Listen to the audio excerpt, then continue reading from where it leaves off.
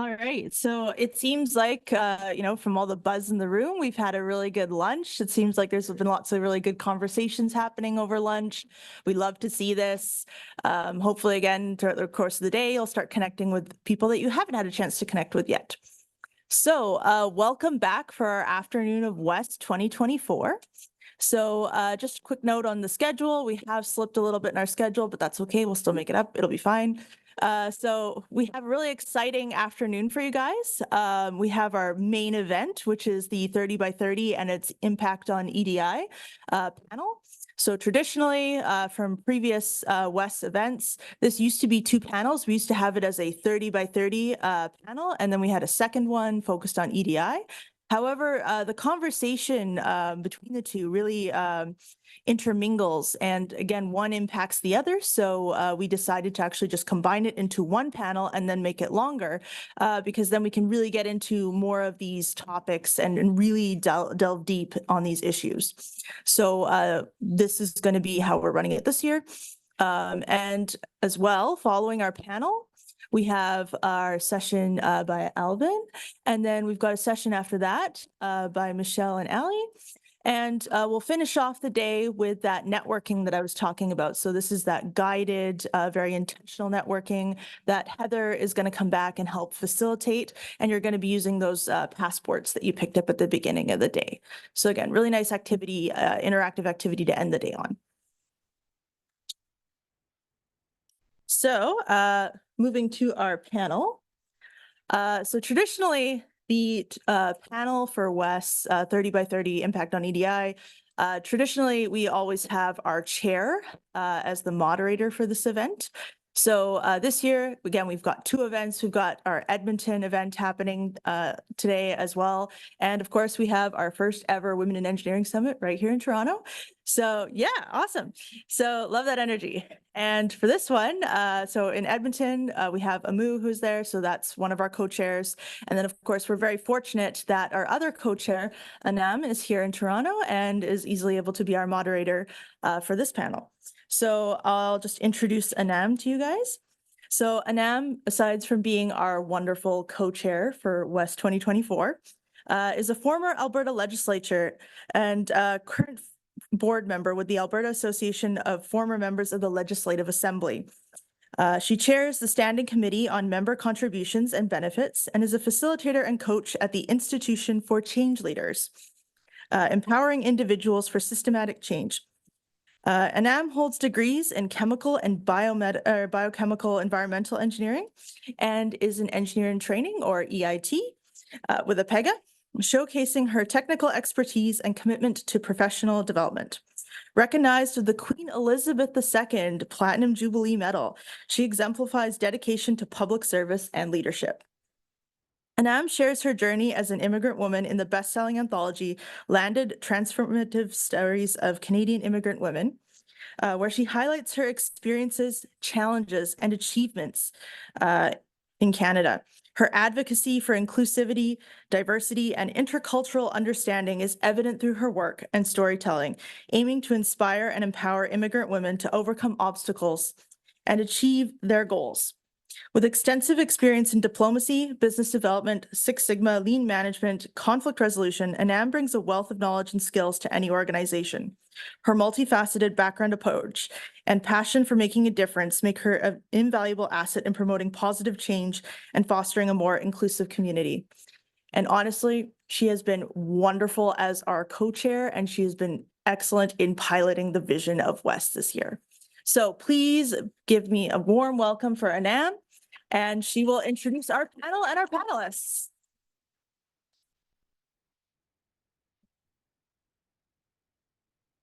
Oh, wow. That was something. Thank you very much, Aaron.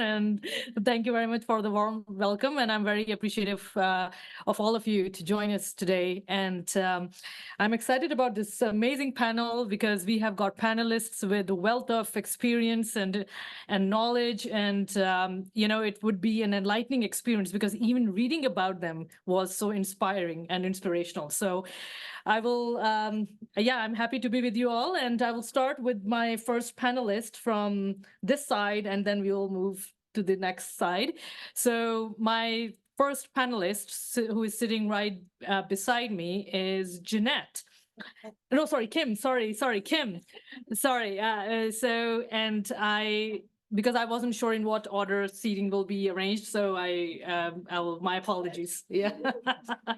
Okay, so we have got Dr. Kim Jones. Dr. Kim Jones is the chair of the Ontario Network of Women in Engineering, also known as ONWE, which drives and coordinates province-wide efforts to recruit a diverse population into the study of engineering. She is an associate professor of chemical engineering at McMaster University, where she has done research into the body's response to implanted biomaterials and now investigates issues of inclusion in engineering. She is a Hamilton Burlington YWCA Woman of Distinction. She was the Hamilton Halton Engineer of the Year and is an Engineers Canada 30 by 30 champion. Would you like to say a few words about yourself, Kim, in terms of your superpower and what inspired you to be part of the panel today? So I think, maybe it's from becoming a mom, but I think my superpower is listening. I think that's an incredibly undervalued piece of communication, tool in social justice spaces. I think we all could do a better job of listening. So I like to think that's my superpower. And why I joined the panel, I mean, I'm always happy to share my thoughts and perspectives, but I was particularly inspired to join the panel because of who else is on the panel. It was a diverse and really knowledgeable group of people, and I was privileged to be included in their number. Thank you very much, Kim. We are very happy that you could join us, and we are honored to have you here. Our next panelist is Jeanette Southwood, an award-winning engineer and leader. Jeanette is Vice President, Corporate Affairs and Strategic Partnerships at Engineers Canada. Engineers Canada is the national association of the provincial and territorial engineering regulators who license the more than 300,000 members of the engineering profession in Canada. Before joining Engineers Canada, she led the Canadian urban development and infrastructure sector and the global sustainable cities teams at an international consulting firm, where she was the first Black woman to be appointed to the senior leadership position of principal globally in its 50-year history at that time. At Engineers Canada, Jeanette's team's portfolios include belonging and engagement, communications, sustainability and public affairs, government relations, and public policy. Thank you so much for being with us today, Jeanette, and we would be happy to hear about your superpower and what inspired you today to join us at this panel. Thanks so much, Anam. So I would say that my superpower is bringing people and organizations together and having them feel welcome and having them feel included. And that I say that because when I look back at my history, that seems to be a common theme, even with the role that I have today at Engineers Canada. What inspired me to be here is very similar to what Kim described. When I took a look at the people and the organizations that were involved, and not only here, but in Edmonton and online, and because Engineers Canada's work is the work along with APEGA's work, that's our Association of Professional Engineers and Geoscientists Alberta, was the genesis of 30 by 30. We all at Engineers Canada felt that it was important to be here today. And of course, the work of all of our partners is also so inspiring. So back to you, Anam. Thank you very much, Jeanette. Our next panelist is Michelle Charlotte Liu. Michelle Liu uses I'll, they, them pronouns and is a lawyer, 2024 call, professional engineer, speaker, activist, policy consultant, researcher, and uninvited third-generation settler on traditional Algonquin land. As a queer, non-binary, racialized, and neurodivergent person, Michelle's focus across their takings is on using their subject matter, knowledge, and lived experience to influence individuals, organizations, and systems to advance social justice. Michelle earned their honors BASc and MASc in civil engineering from the University of Waterloo and worked for various consulting engineering firms before pursuing a law degree and engineering PhD simultaneously at the University of Ottawa. Critical, decolonial, abolitionist, and intersectional frameworks are among the lenses through which Michelle conducts their work. Michelle is the recipient of over 20 awards from various institutions for their leadership, activism, and impact, including being named an EDI leader in engineering workplaces by Engineers Canada in 2021 to 2022. Thank you so much, Michelle, for being with us today. I would like you to share your superpower and what inspired you to join us today. Yeah, thanks so much. I think my superpower is my refusal to bow down to, dominant norms and processes. I think just to always be able to take a critical perspective and call things out, no matter, some of the personal consequences. I think I echo my co-panelists in why I decided to be on this panel. And as well, Martha Vega-Smith, who's a powerhouse, invited us. And so it was hard to say no to Martha, for those who know Martha. So thank you very much, Michelle. Our next panelist is Janelle Somerville. Janelle graduated with a degree in electrical engineering from the University of British Columbia. She started her career as a control systems engineer on baggage handling systems at airports. Now she works as a portfolio manager, helping customers in an array of industries improve their automation and efficiency. Outside of work, she has a passion for empowering women in their STEM careers. She is the president of the Society of Women Engineers Toronto, the co-lead of alliances at Next Up Toronto, and a mentor for a variety of university student mentorship programs. Thank you very much for being with us today, Janelle. Please share your superpower and what inspired you to be with us today. Yes, hi everyone. I think my superpower is not being afraid to speak up, whether that's in a conference room where I know that people don't think I deserve to be there, or whether it's in a situation where I feel like we need to advocate for individuals who are underrepresented. And I chose to be here because I think the 30 by 30 initiative is really important. And to echo what we've already heard, it's great to be up here with such incredible panelists and to be a part of this summit. So I couldn't say no when I was asked to do it. Thank you so much. We're very happy that you could join us. Our next panelist is Alvin Pillobello. Alvin started career with a degree in chemical engineering, working on municipal water infrastructure across Canada, working for engineering consulting firms, AECOM, Jacobs, GHD. After about 10 years in engineering consulting, Alvin transitioned into starting his own business in leadership development, working with executives and emerging leaders in tech companies, including engineers, designers, HR professionals, etc., in up-leveling how they lead people through change. Alvin focuses on helping people develop a coaching approach to expand every leader's ability to lead in different situations.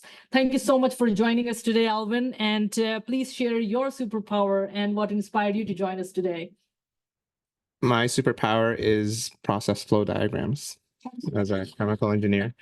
I say that only half jokingly because for me, it's always about seeing the system, how someone is showing up, what they're saying or not saying is not just a matter of that person, but it's also the conditions in which they're in and how we all interact and impact each other. Why I'm on the panel and why I specifically am passionate about the topic of allyship is my mom. So my mom was an industrial engineer back in the Philippines, and we immigrated to the Middle East. It was hard for her to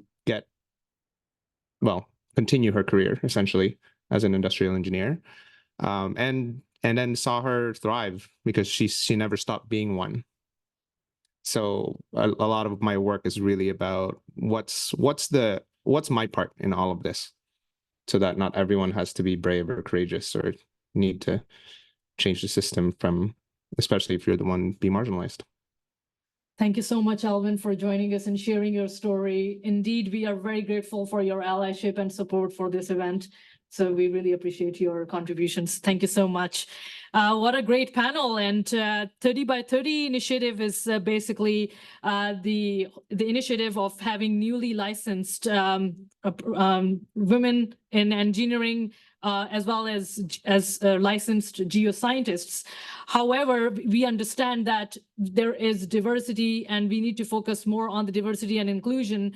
And that's why we decided to combine the panel of EDI with 30 by 30, because we do believe that there needs to be more representation from by people who identify themselves as non-binary, or who are gender non-conformists. And so we want to make sure that there is more inclusion and more diversity acknowledged. So that is why we called that's the official name for 30 by 30 that focuses on the language of women. But in our panel discussion, we will be talking about diversity, inclusion alongside the 30 by 30 panel. 30 by 30 initiative. So given that we have heard from our panelists, and I'm happy to initiate the discussion now. So first of all, I would start with the question, why is the 30 by 30 initiative 30% newly licensed professional women engineers in 2030 so relevant today? Why should we even care about this? Right? I mean, that's something that we wonder about, and why focus so much on that. So I would look at our panelists, and based on the backgrounds our panelists share, I would like to direct this question to Janelle, if you would be willing to answer that. Yes, of course. So the 30 by 30 initiative is pretty unique in my mind, because there's a lot of programs in place to try to increase diversity in STEM when you're looking at high school and you're looking at university. But what's different about 30 by 30 is we're talking about individuals who are already in the workforce. And there's huge challenges with retention in engineering.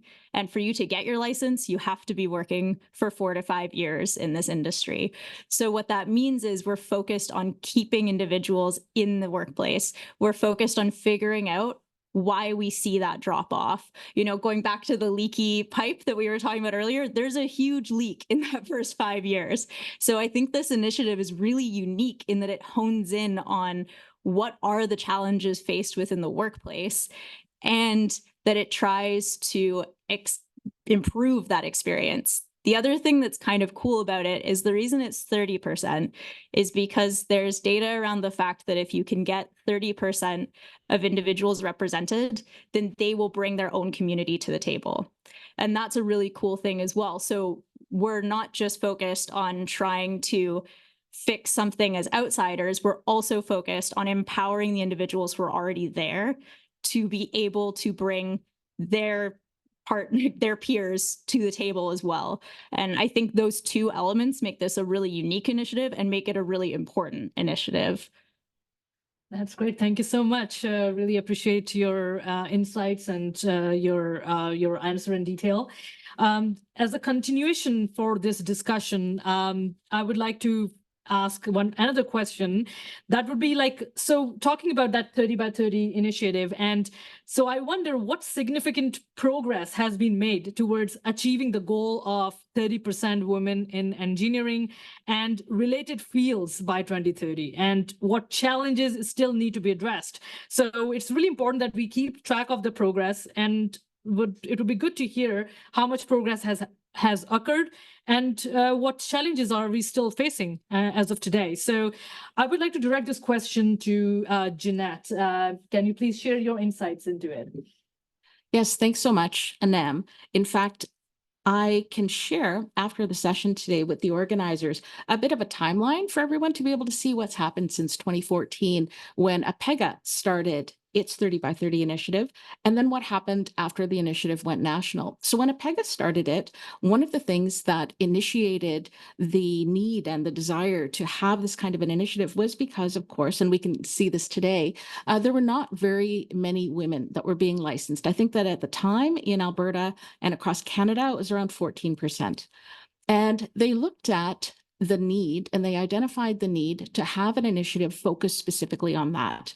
And when they described that initiative to the Engineers Canada board, which is made up of board members from every province and territory across Canada, the board decided that, yes, this couldn't be just a province-specific initiative. This needed to be a national initiative.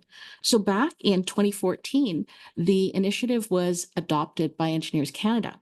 So then flash forward to 2015, and keep in mind that to some of our regulators, this was a relatively new concept. Some of our regulators were not really keeping track and were not reporting on how many women were being licensed. And so in 2015, we started our reporting, gathering across Canada data from all of the regulators to identify how many women were newly licensed, how many men were newly licensed. And keep in mind, I'm using binary language, and that's because that was the language at the time. At the time, it was men, women, or in some cases, there was a prefer not to answer. So the opportunities to actually identify were very limited. In addition to that, we started to bring together not only the numbers of newly licensed women in engineering, but the numbers of women in engineering overall, because as has been mentioned, it's not only a recruitment goal, it's not only about bringing women into the engineering profession, but keeping women in the engineering profession is so important. And it's an indicator of the culture, of the welcoming nature of the culture. It's an indication of true change, because if we're bringing women in, if we're bringing anyone in to a profession, but then not keeping them in the profession, that is a big indicator of lack of success. So in 2015, we published that first, we call it the National Membership Report. All of our national membership reports are available publicly. They're on our Engineers Canada website. And I'm going to skip forward to 2019. In 2019, we established our 30 by 30 working groups. And this was an opportunity to bring people together. And a little bit later, I'll speak about the importance of collaboration to truly make change. And I'm sure this has been discussed already in your other sessions.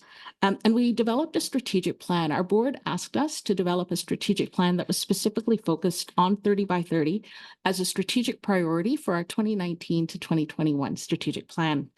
And then flash forward to 2020, we published our first 30 by 30 kindergarten to grade 12 outreach guide to be able to assist educators in the K-12 range in how to identify programs that could truly contribute to making change in that pipeline in the K-12 range.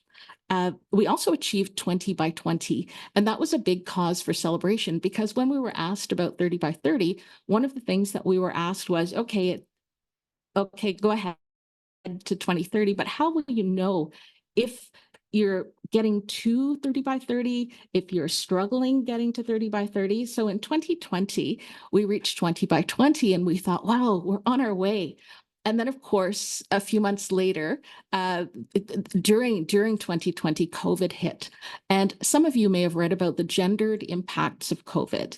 The fact that Statistics Canada has done research, and Statistics Canada didn't do research specifically on engineering, but we feel that the themes are applicable right across Canadian society.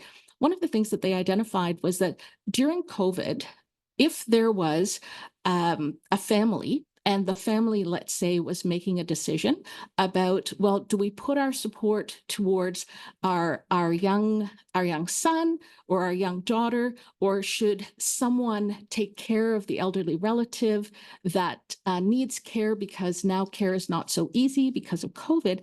Typically, the non-education requirements and obligations would fall on the young woman or the young women in the family. And then to be able to free the young men in the family to continue their education, to continue their career. And we found that not only for young women, but in established partnerships also.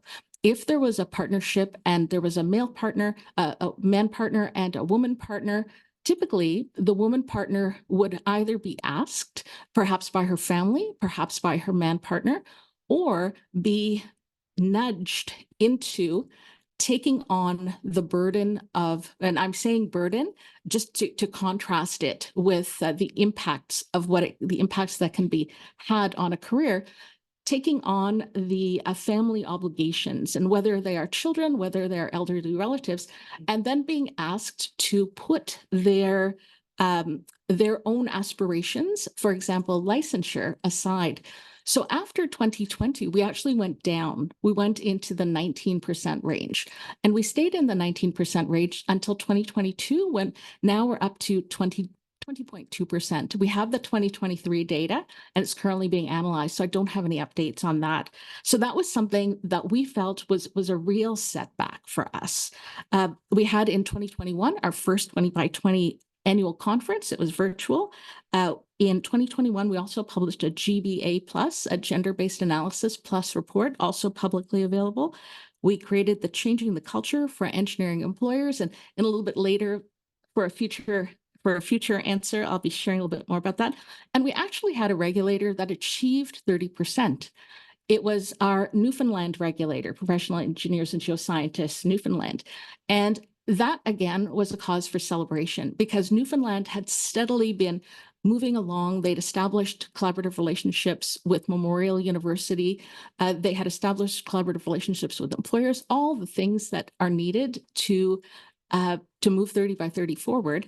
And because they are in a very tight geographic location, that meant that they were able to truly focus. And that's tougher in a province like Ontario. It's much harder to be able to establish that kind of a foundation. Jumping ahead to 2022, we had a new strategic plan across Canada with Engineers Canada, and a brand new way of looking at 30 by 30. And then in 2023 and 2024, we had our in-person conferences, again, bringing everyone together. Championing change in the workplace was the theme. And we developed a guideline for engineers and engineering firms on workplace equity. And once again, going back to something that Anam said, it's not only about women in the workplace, it's about equity, diversity, inclusion, and accessibility in the workplace. So back to you, Anam.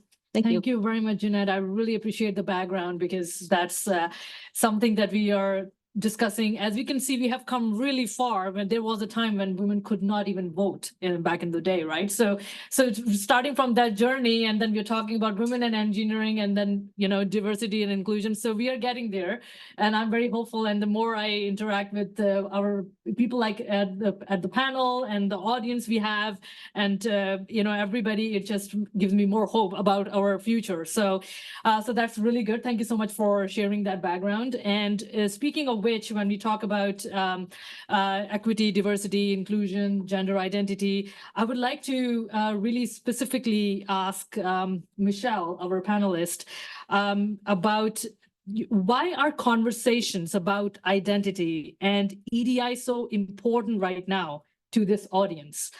Personally, and if comfortable, can you tell us about a time when you experienced challenges based on your diversity dimensions?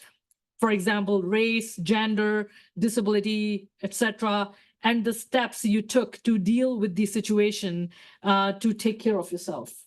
Yeah. Oof, where do I start? Maybe I'll start with the, why are conversations about identity and EDI so important right now into this audience? And so, I think it's really imperative that we, have these conversations, because among other things, hate, right, is really on the rise across Canada. The safety, rights, and, equality of many equity-seeking groups are really at jeopardy. And for those who are perhaps skeptical, or, who like to play maybe devil's advocate a little bit, I'll just say that, in the last 2 years alone, we've seen hundreds of hate-motivated protests, right, targeting already marginalized groups, whether it be the 33 coordinated national anti-trans protests that we saw pop up, across all major cities and less major cities, that took place last fall, or, the white supremacist, fascist, ableist, and just downright violent Freedom Convoy that occupied the city that I live in for over a month illegally, of course. We've also seen bills and policies pop up in almost every province, restricting the rights and freedoms of, already marginalized communities, again, like Muslim, folks of other marginalized religious groups, refugees, unhoused or low-income persons, and of course, to us LGBTQ plus persons, especially trans youth and their families. So just to name a few examples of the rise in hate in our country, and I have hundreds more for those who are interested. And we can chat later. But so what happens in legislatures and what we see in the media, right, can directly really impact every aspect of our lives, right? And so that means that we're seeing a surge of not only hate-motivated violent crimes on the streets, but also a surge of workplace violence, harassment, that of course engineering is not immune to. We like to think that we're special and better than everybody else. We're not, right?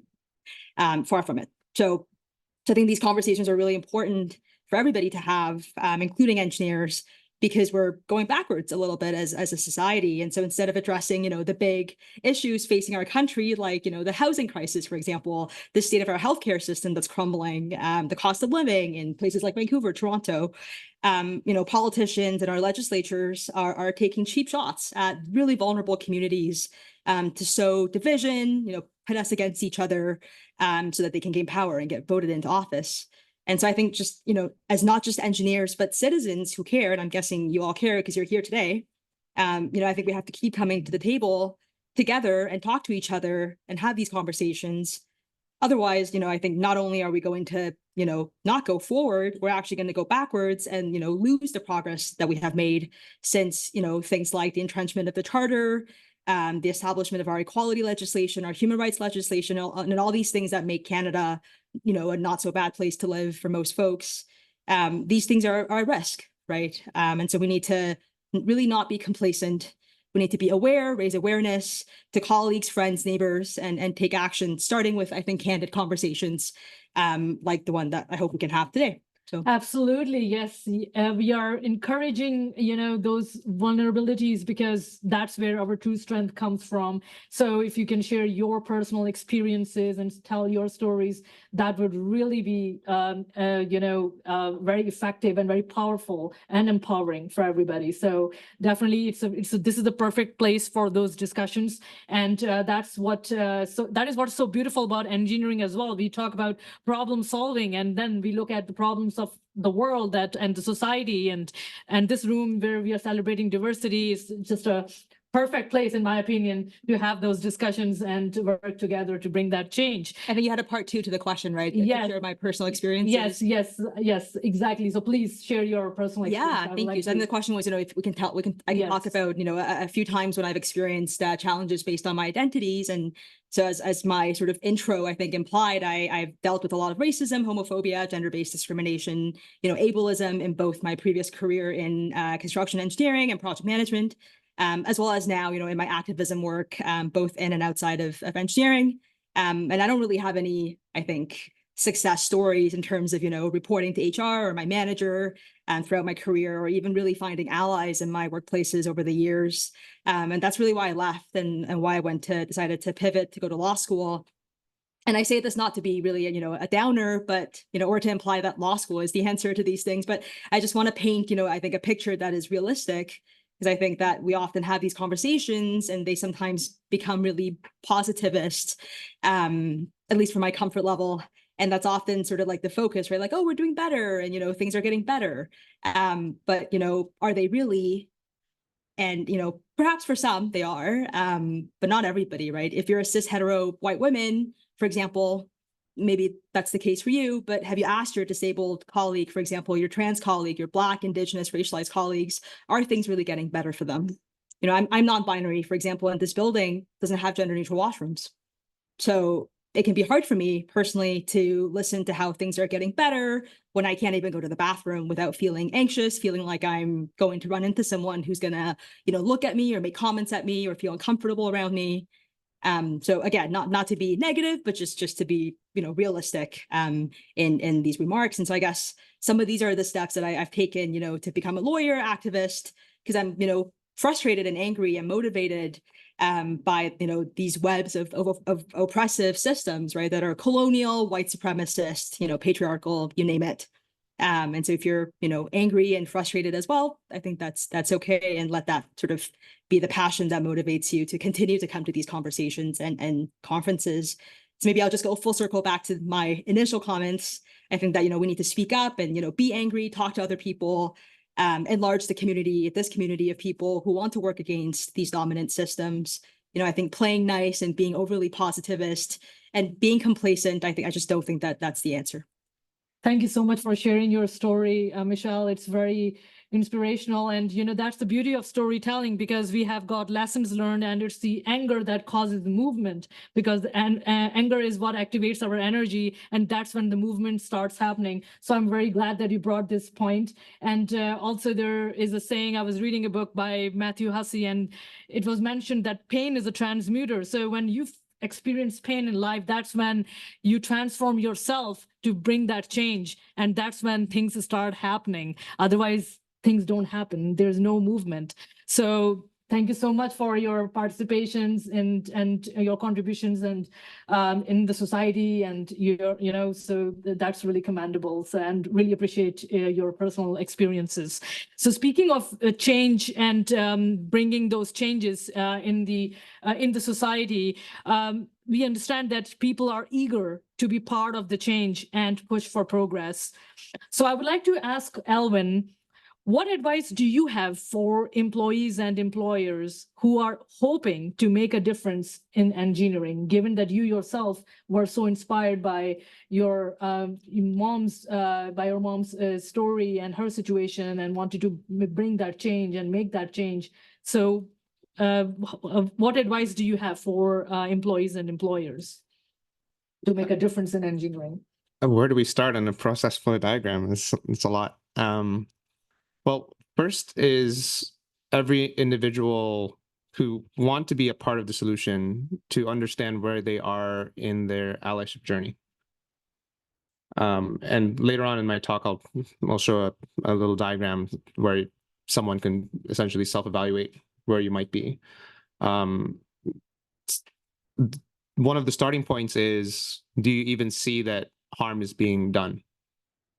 That there is bias that exists within the system. It's hard to help when one doesn't see that something is happening. It just kind of blows past you, and you don't realize, oh, that happened. And then the person who was harmed, and they're like, didn't you see that? No. And then now we have to add things to our database of patterns to watch out for. And then even when you start to recognize them,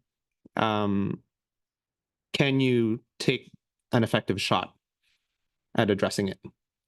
Because there's a lot of difference between having really good intent. This is how I'm going to help. I think it's going to help. Best intent. But is it actually effective? What is the actual impact? And to notice the impact is going to be dependent on the person you're trying to help.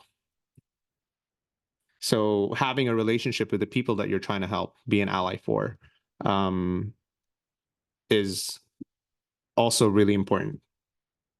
I think there's a place for policy in order to create change when dialogue is no longer effective, and when there isn't buy-in from the parties that are involved in the system. So again, there's a lot to unpack around that question. Definitely, but that you raised a really good point, that when you witness something, speaking about it, reporting it, showing that allyship is very important. There have been instances I have personally seen, well, things will happen and everyone would just put blinders on them intentionally and not talk about it, or just make it sound as if it never happened. So the first step is definitely, one of the first steps is to stand up for that allyship. That, okay, even if I witness something, what am I going to do? What can I do in that situation? So that's a very important point. I'm really happy that you raised it, and thank you so much for sharing that. And given that we are talking about the industry and the businesses or corporations, as well as the 30 by 30 initiative. So I wonder that, like, what do we, individual, group, industry, need to do to inspire more people to embrace 30 by 30, so that we can ensure that, once people are inspired to embrace that concept, then we can hopefully increase that allyship, increase that diversity and inclusion within the industries and groups. So it will be great to have that perspective. So I would like to ask Janelle if you can share your insights into this matter. Yes, of course. I think there's two key avenues to look at here.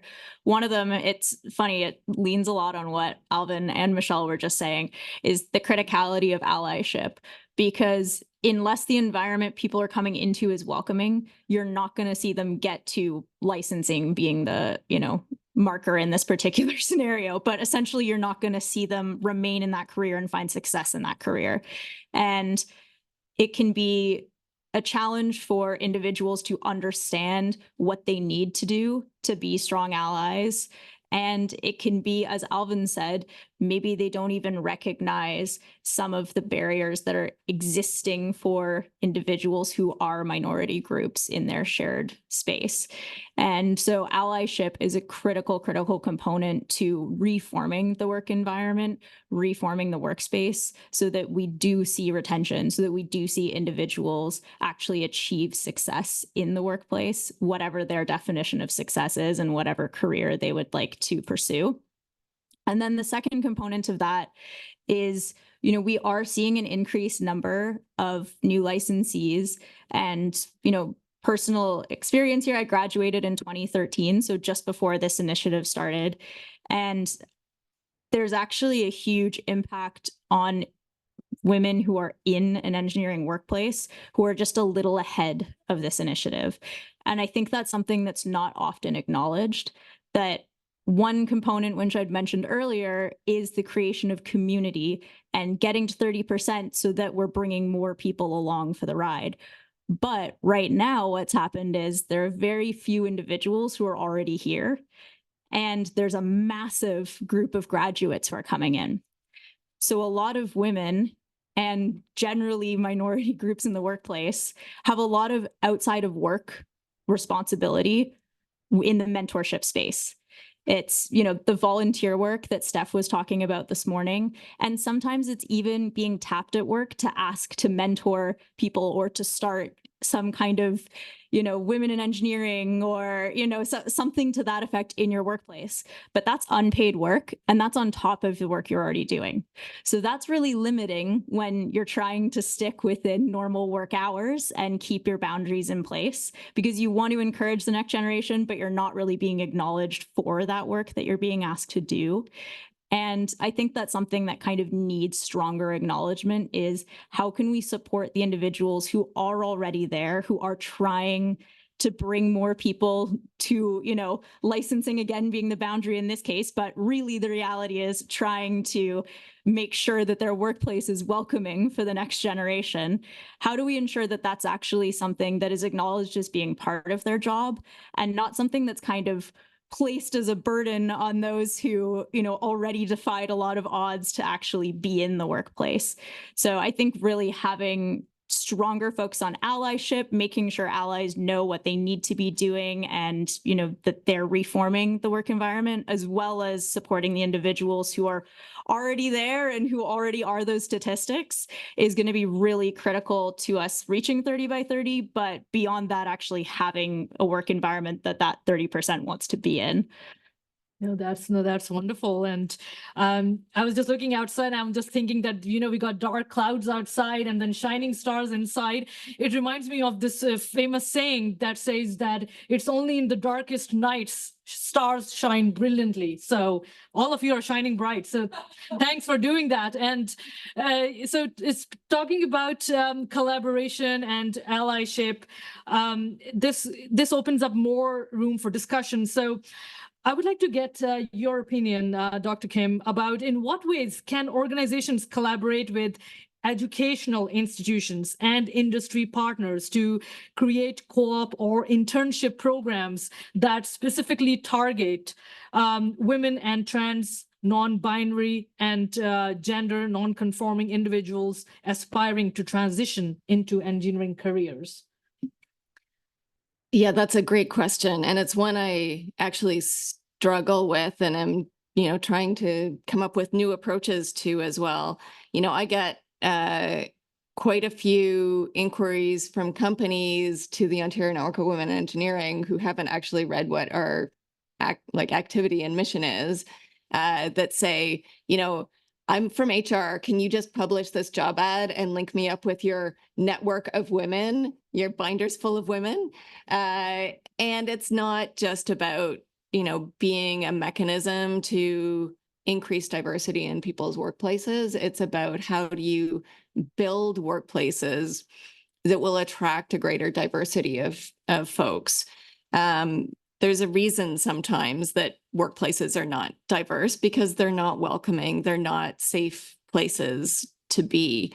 I also sometimes get the suggestion that, well, wouldn't it be lovely to fund more scholarships for, particularly for like underrepresented groups in various ways?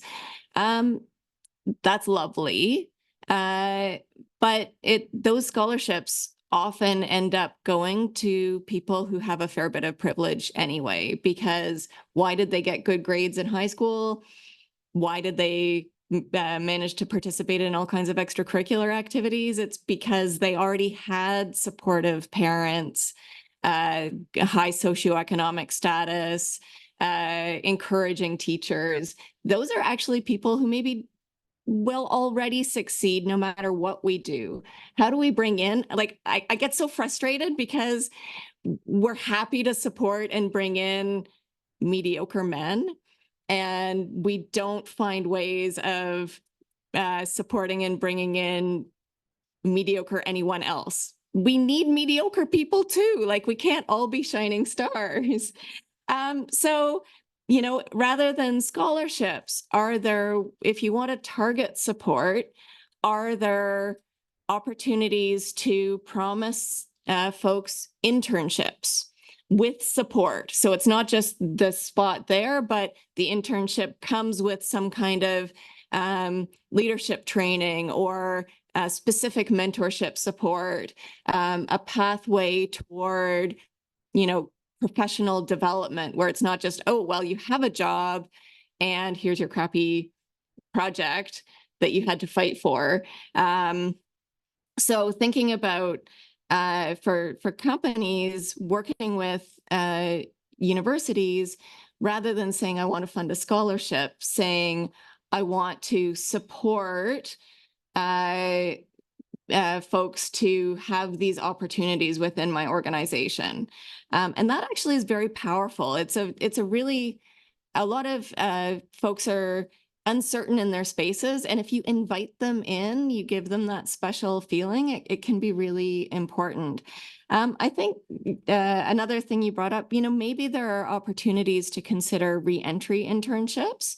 We also get a lot of feedback from our students through our co-op and career services spaces that we maybe need to be more thoughtful about what questions from a university point of view, what questions are we asking our students who are out on those experiences around inclusion, and how do we feed that information back to employers so that they have the opportunity to learn?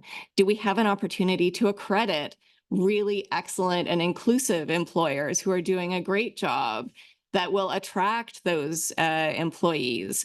I am just starting a project because I think many people have identified it. You have a lot of opportunity to build support networks and friends when you're in an undergraduate space, and then you graduate and start your first job, and it's often very, very isolating. You might be the only woman in a space. You might be the only person under 30 in a space.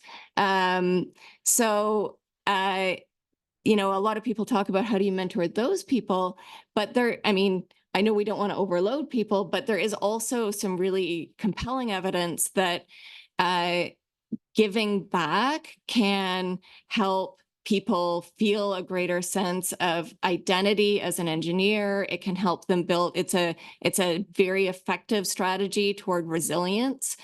So you never want to let the giving back to start to drain you, but it can also be that thing that fills your cup.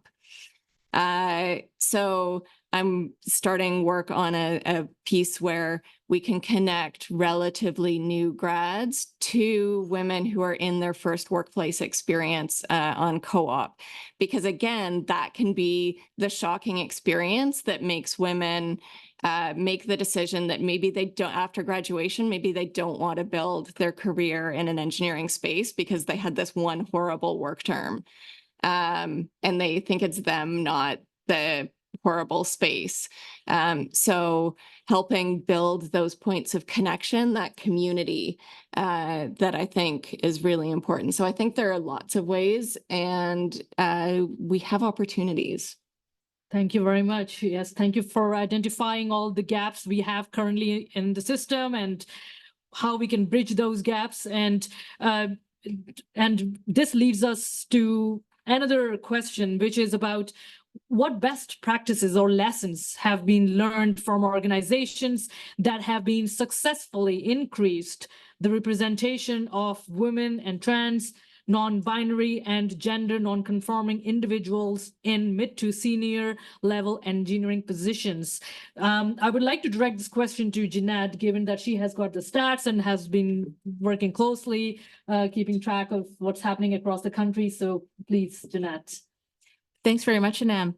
So Engineers Canada has put together a very brief guide to respond to exactly that question, because it's a question that we're often asked. And one of the key differentiators that we have found is that organizations that have senior leadership support for their programs, and by senior leadership, I mean C-suite, I mean the CEO, I mean the board of directors. I don't mean, and I completely have had the experience, Chanel, that you described. I don't mean senior management level going to the senior managers to say, hey, can you create this group? We'll give you some donuts, we'll give you some coffee, bringing everybody together, and then do it on top of everything else that you're doing. I'm talking about those people who truly hold the levers to take action, to make change. So that is one key differentiator in terms of organizations that have been, or I shouldn't say have been successful, because I don't think anybody's been successful yet, but are further along the road to success. Another one is bringing in professional expertise. And again, this goes back to the scenarios that Janelle described, scenarios that I experienced, where it was assumed that because I was from an underrepresented group, that I must have the expertise to lead the organization to the promised land of equity, diversity, inclusion, and accessibility. When I was a young engineer, or a mid-career engineer, just like everybody else in the room. And one of the differentiators, again, that we have found is the importance of bringing in expertise, professional expertise, and having the company pay for that expertise, so that the best practices, the most successful ways of moving forward are brought into the organization, and also so that the organization has a third-party perspective. Within any organization, there is the tendency to look inward, to look at, well, this worked in that particular subgroup, so it's probably going to work for everybody else.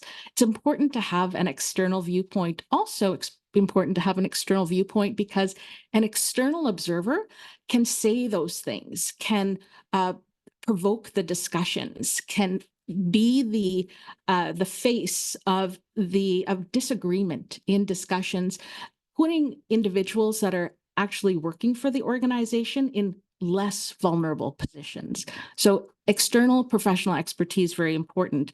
And I'll highlight just a last one, and this is under the term or under the phrase, don't journey alone.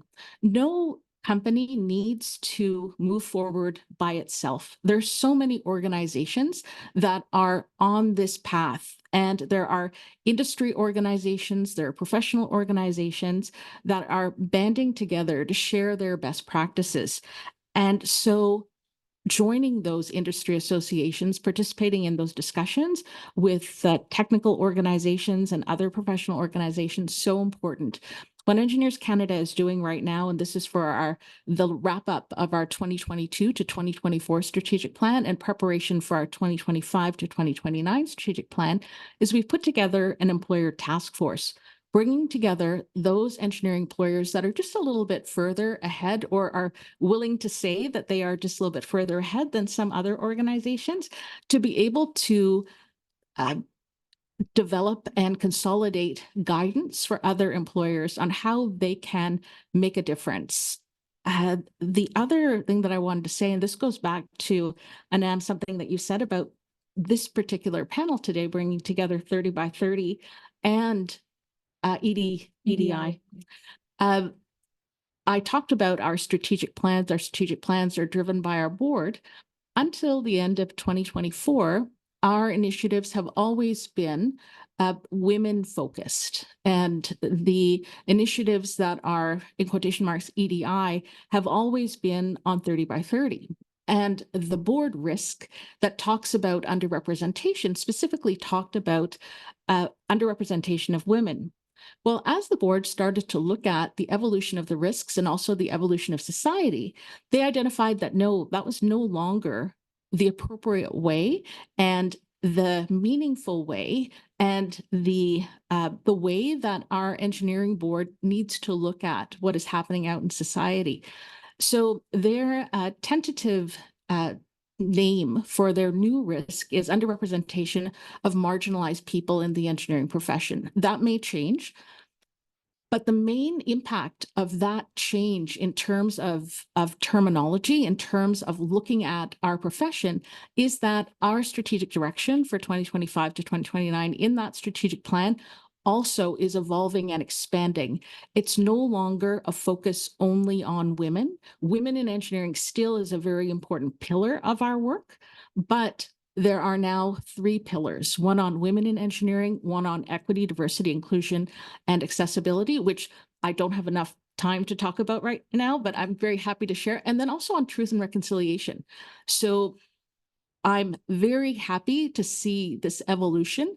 As Michelle mentioned, I don't want to get too positivist here, but I'm pleased to see the recognition in senior leaders in our profession that it can't be business as usual. We can't continue to assume that the way that we thought about something last year, 2 years ago, 10 years ago is the right way to go. So I'll wrap up there and happy to share later on. Absolutely. And Thanks, Anam. yeah, and thank you so much. I really appreciate those invaluable insights and those facts and stats, and really happy to hear that how the language is being looked at again, and rewording is underway. So that's excellent. And we do have guided networking session in the end. So that will be a great opportunity to speak more about it.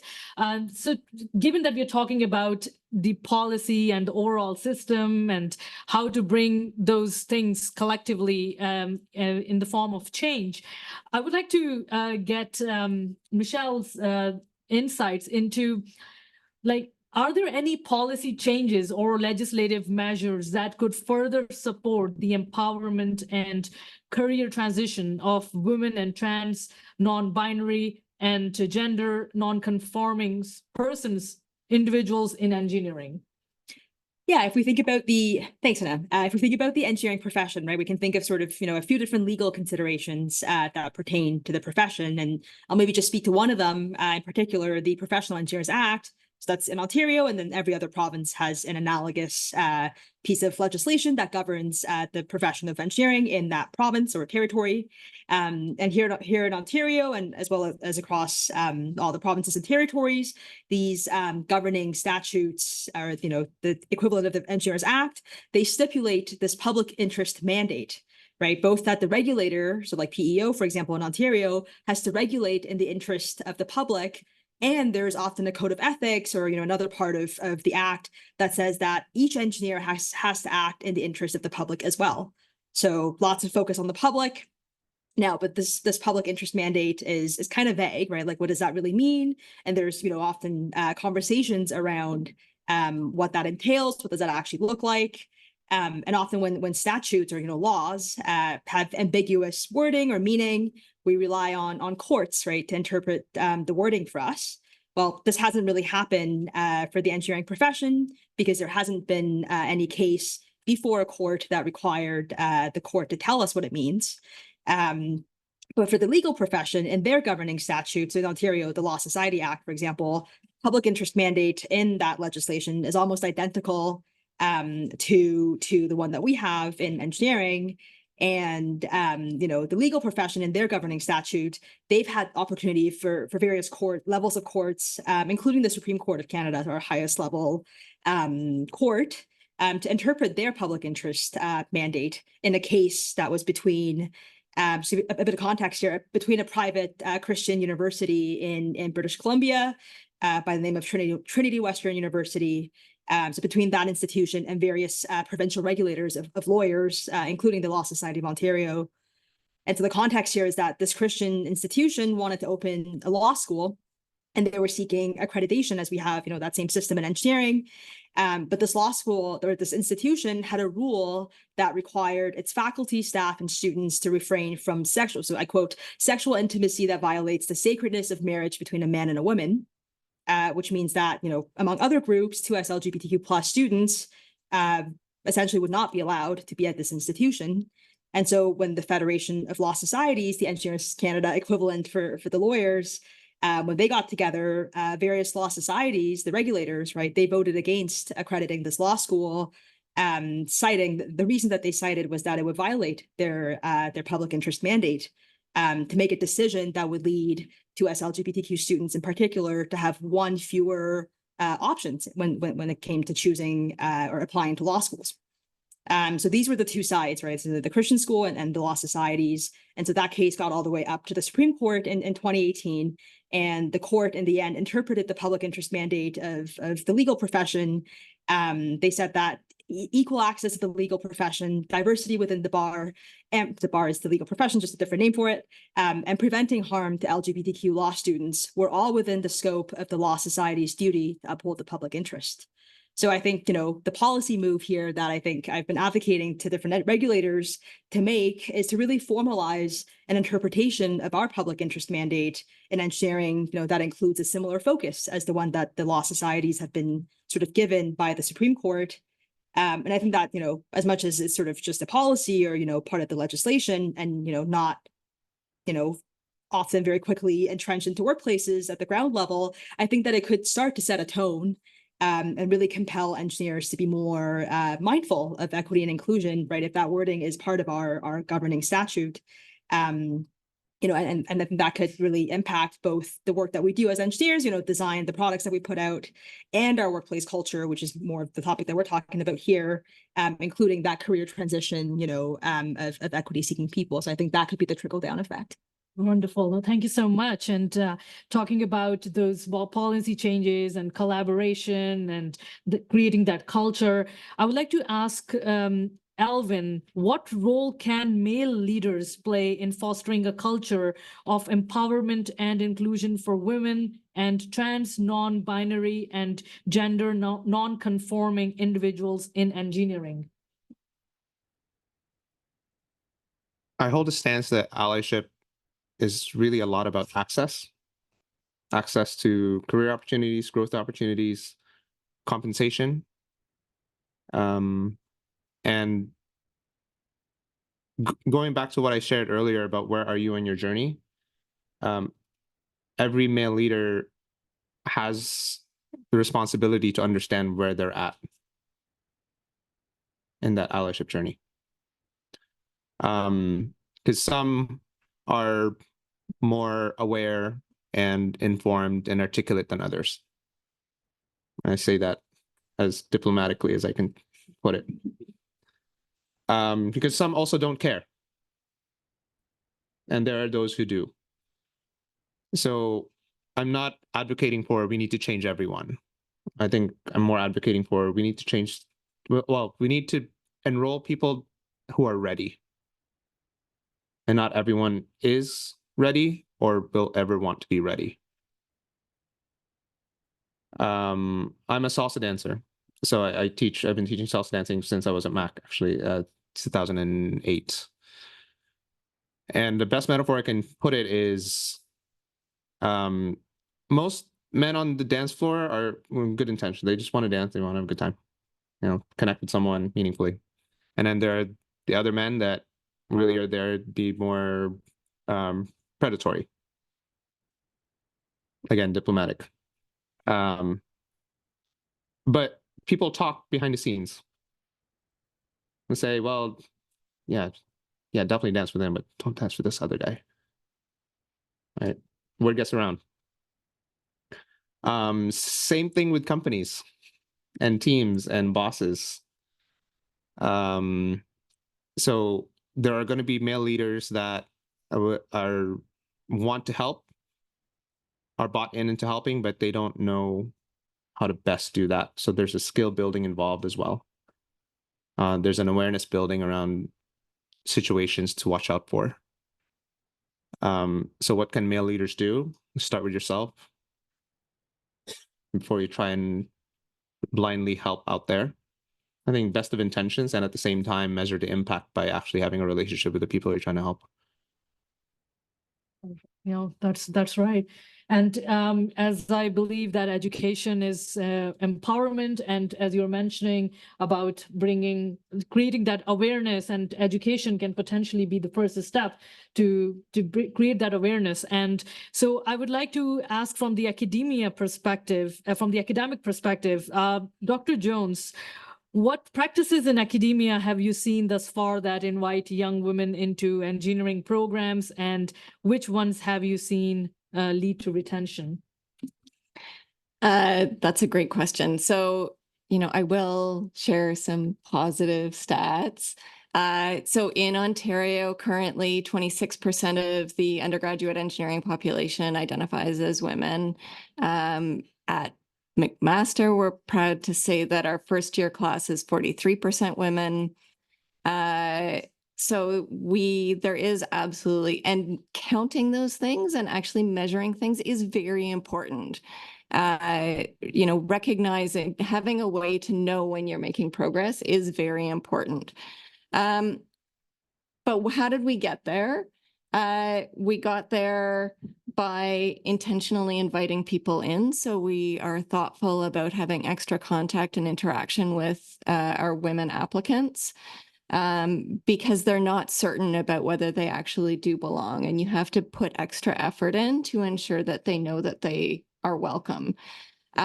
We are thoughtful about having diverse role models, representing the students in all of our literature and communications with their whole selves. So not just their technical components, but communicating that you can be an entire person and an engineer. We also have some structures in place where we focus on teamwork and collaboration rather than competition. And we're very careful to try and highlight that with prospective students. And I think it's also important for inclusion of current students. Because when you have this very competitive macho culture, that drives a lot of people away, not just women. We are thoughtful about trying to, in our programs and in our recruitment, about linking values of community and good to the world to the technical components that we're doing. And I think those things are really important. I know there's only 2 minutes left, so I'm just going to say a couple quick things about policy changes too. I think recognizing service as part of a job and not extra work is really important. Having salary transparency, both in job ads and generally, can really address pay gaps. Having promotions and awards and opportunities be transparent and opt out so that everyone is considered. You're not waiting for people to apply is really helpful. Even better is the tap on the shoulder that Stephanie talked about.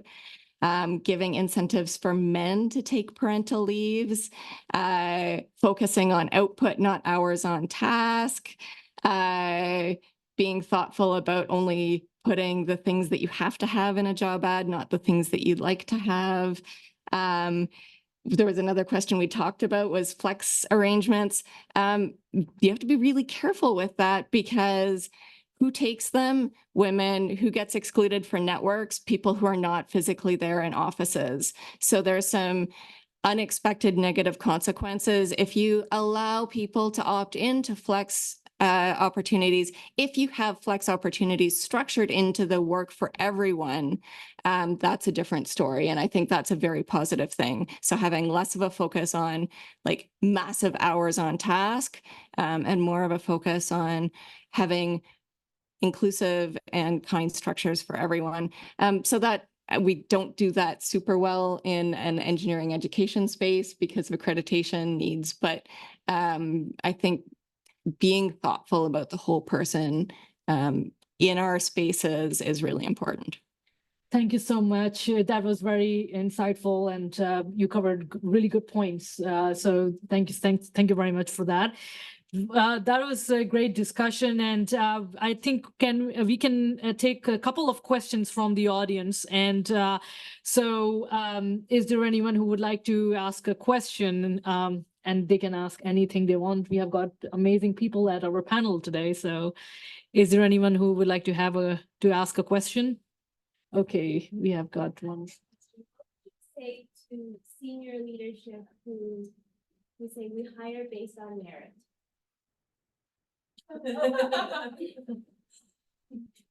Any? Did you see my eye roll? I'm sorry. Yeah.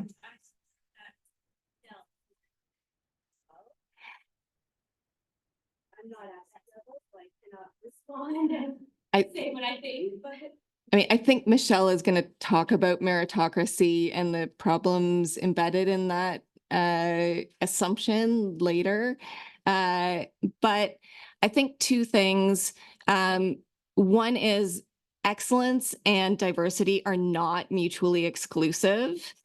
And then the other is that diversity of perspective, experience, and identity in itself is an asset that should be recognized as something that is a valuable contribution to the organization. So it's not just, you're not compromising excellence by hiring for diversity, first of all. So that basic assumption is a problem. And then you have the opportunity to actually bring novel and important perspectives that you cannot otherwise get if you're always hiring the same type of person. I also think that the people that you will have apply and the people that you will hire is really tied to how you're approaching the hiring process, and who you've deemed to have merit can be very dependent on, first of all, how you even listed the job. That's something that Kim was talking about. What are the specs that you've written on the job that's appealing to a certain demographic? And you might not even be realizing that there's people who are incredibly talented who aren't even putting their application in. The other point is that you may be turning people who are talented off by your definition of merit, and the people you're bringing to the table, even through the interview process. Have they seen anyone who is not a white male through their interview process? They may be just turned off because of that. And then you're not actually seeing the fact that they have merit because they're no longer interested in being a part of what you're offering. So I think considering the way you're offering your employment to people is also really an important reflection. Absolutely. No, that was a really good question. And we can take one more. Is there anyone else who would like to ask a question? Can I quickly say a few words about that as well? If you don't mind? Yeah. Yes. I think, the really simple thing that you can ask, a manager or a hiring manager is, what's merit? Can you break it down for me?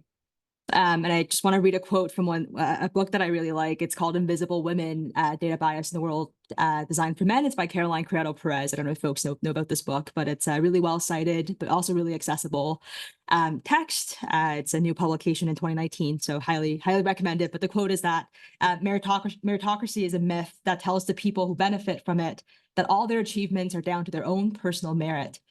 So it's no accident that those who are most likely to believe in the myth of meritocracy are young, upper-class white Americans. Yes, Heather. Yes, please. Oh, you wanted to say something? Oh, Please just go ahead. one very Sorry, quick sorry. thing. If you're looking for some guidance on that and what have organizations done regarding that, there are several different places. But one of the places that I would point to is the work of Engineering Deans Canada, because over the years, they have developed ways to interview, ways to develop job posts, ways to do those things that lead to success. Particularly, originally it was focused on increasing the representation of women in engineering faculties. So happy to identify those links, provide those links. I think Kim is a great resource also. That jumped to mind as soon as Kim started speaking earlier. Thanks. Thank you so much, Jeanette. Yes, Heather. Just curious as to your feeling, intuition around the will of organizations to persist beyond 2030 in making this systemic change the new norm? Or will there be a grace period, and will it, like a rubber band, lose its elasticity? And I think, oh, sorry. Sorry, Are you I'll be hopeful really about it? quick. I'll be really quick. I think that the interesting thing when you're talking about the 30 by 30 initiative is that 5 years in your career does not mean your C-suite. It does not mean your managerial level. And I think we see a huge issue with getting minority groups beyond the first level of promotion. They get that first promotion and that's their plateau. And organizations aren't really interested in giving them promotions beyond that. So actually seeing diverse perspectives get to the top of an organization, I don't think there's any interest right now from organizations. And it actually kind of goes back to the merit point of the people who are there. It's not they're not a part of those groups. So it's not really of interest to them. And I think that's going to be a huge barrier once we achieve, seeing diversity at the baseline of the workforce. How do we see that diverse group continue to succeed and continue to progress in their careers? Yeah. Because I just don't think that motivation exists right now to see, promotions beyond that first promotion. it's really about access and equity. Yeah. Exactly. Thank you. Yes, please. So I'm just going to add to what Janelle was speaking, because that's one of our concerns also, that if their only focus is on increasing the numbers of women who are licensed, then what happens to those women who are licensed? What happens to the culture? What happens to the opportunity to have a truly successful career? And so currently we're looking at what are the numbers looking like? And based on the current analysis, based on the impacts of COVID, it looks like we're probably not going to make 30 by 30. However, it's still a very important initiative, because it's an initiative that over the years has brought organizations together, has brought those parts of, we call the ecosystem together, our regulators, our academia representatives, our faculties of engineering, people from industry, but also experts from outside of engineering, because it's not a challenge that only engineers are going to be able to solve. So it's been very successful in that way. We feel that the scope of 30 by 30 needs to be broadened. And when I say we, I'm talking about Engineers Canada and the regulators, that it needs to look beyond, as I mentioned earlier, only women and only that particular goal. We've always reviewed data from other aspects of being an engineer, like how many women still have their license.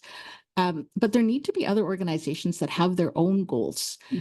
So we have over the years developed relationships with academia. Kim mentioned in her intro, it was mentioned in Kim's intro, that she is a 30 by 30 champion. She's the 30 by 30 champion for her university. 2/3 of universities have identified 30 by 30 champions, but there's still a third out there that haven't. So encouraging them, moving them forward to identify that, very important. But similarly around employers, increasing the numbers of employers who are 30 by 30 champions. And one tiny ray of hope, and this goes back to what Janelle was speaking about earlier, is that when I started in my role, so about 2016, 2017, we had a conversation with a very large organization that had a big opportunity, if they had chosen to do so, to become a 30 by 30 champion and to move 30 by 30 forward. So we had this conversation with them, and male-dominated organization. And they said, no, we don't really think that it's part of what we need to do right now. So flash forward several years, and now they're starting to look at what's happening with respect to succession, what's happening with respect to retention. They were their private organization, and now they're seeing that a number of their women engineers, and I'm speaking again, binary women, men, because that was the language at the time, are leaving for public organizations, the federal government and other places. And they're realizing that, well, from their own business perspective, which was obviously the only perspective that meant anything to them, that they needed to be able to do different things. And that led them to just recently identifying a 30 by 30 champion. It hasn't even been announced yet, but it's that type of realization that has us seeing that when organizations see the importance of succession, the importance of retention, then they start to see the importance of getting involved. And it's very unfortunate. And it's one of those things that we all need to continue to push for change. Thanks for that question, Heather. Thank you very much. As we can see, I think the Mother Nature is also cooperating very well. As the Good. panelists stole the thunder is gone now. So, so thank you very much for the amazing questions and your brilliant answers and your participation.